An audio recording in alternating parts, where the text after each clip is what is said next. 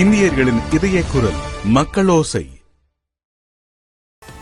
மதுபானம், சிகரெட் நிறுவனங்கள் பள்ளிகளுக்கு நன்கொடை அளிப்பதற்கு தடை விதித்திருக்கும் கல்வி அமைச்சின் முடிவுக்கு அம்னோ தேசிய இளைஞர் பிரிவு தலைவர் டாக்டர் முகமது அக்மல் சாலே ஆதரவு தெரிவித்தார்.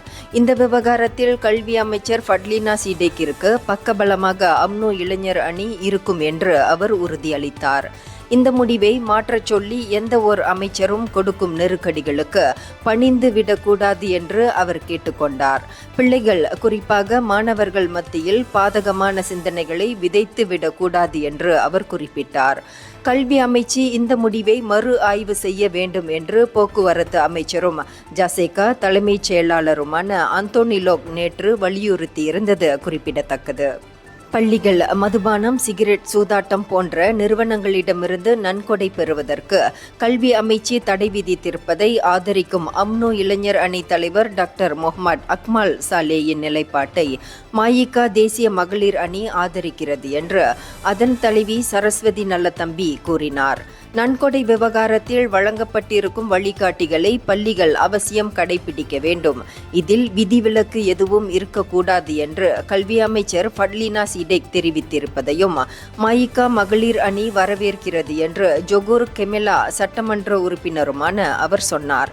சூதாட்டம், போதைப்பொருள், சிகரெட், மதுபானம் போன்ற தொழில்துறைகளில் சம்பந்தப்பட்டிருக்கும் நிறுவனங்களிடமிருந்து பள்ளிகள் நன்கொடை பெறக்கூடாது என்பதை மலேசிய கல்வி அமைச்சு வெளியிட்டிருக்கும் வழிகாட்டியில் தெள்ளத் தெளிவாக தெரிவிக்கப்பட்டிருப்பதையும் சரஸ்வதி சுட்டிக்காட்டினார்.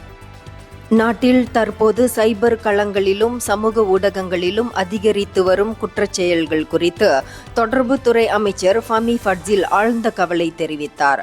மனிதர்கள் நேரடியாக ஈடுபடும் குற்றச்செயல்களை விஞ்சும் அளவுக்கு சைபர் குற்றச்செயல்கள் நாட்டில் தலை தூக்கி இருக்கிறது என்று அவர் குறிப்பிட்டார்.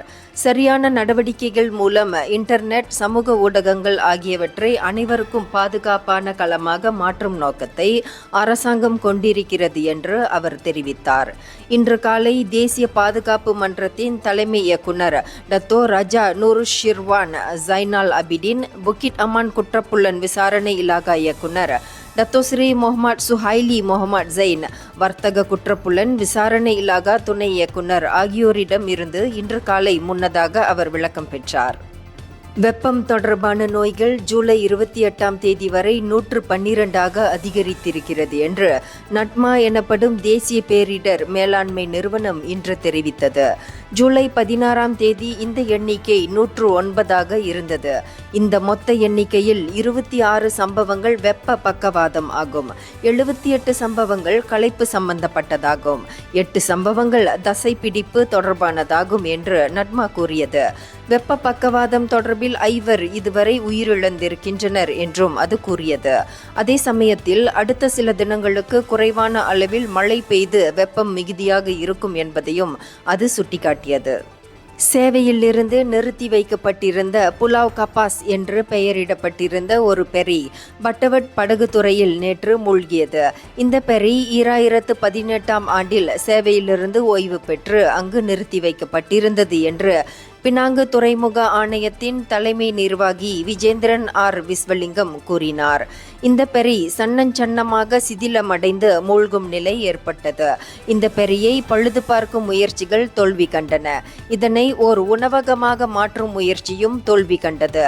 மறுசுழற்சிக்கு இந்த பெரியிலிருந்து பொருட்களை மீட்கும் முயற்சிகள் எடுக்கப்பட்டு வருவதாக அவர் சொன்னார். பட்டாலிங் ஜயாவில் உள்ள ஒரு சிறார் காப்பகத்தில் 6 வயது ஆட்டிசம் சிறுவனை அடித்து காயப்படுத்தியதாக 33 வயது தினேஷ் மீது பட்டாலிங் ஜயா மஜிஸ்ட்ரேட் நீதிமன்றத்தில் நேற்று குற்றம் சாட்டப்பட்டது. அந்த காப்பகத்தில் பணிபுரியும் இந்நபர் கடந்த ஜூலை 6 காலை 11:50 மணியளவில் இக்குற்றச் செயலை புரிந்ததாக குற்றப்பத்திரிகையில் தெரிவிக்கப்பட்டது. அந்த சிறுவனின் உடலில் கடித்து அதனால் ஏற்பட்ட காயங்கள் இருந்ததாகவும் அதில் சொல்லப்பட்டது.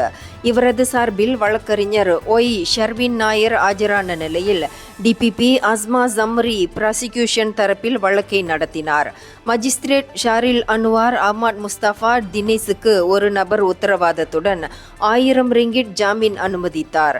மேலும் அந்த சிறுவனை எந்த சூழ்நிலையிலும் தொந்தரவு செய்யக்கூடாது என்று தினேசுக்கு அவர் உத்தரவிட்டார்.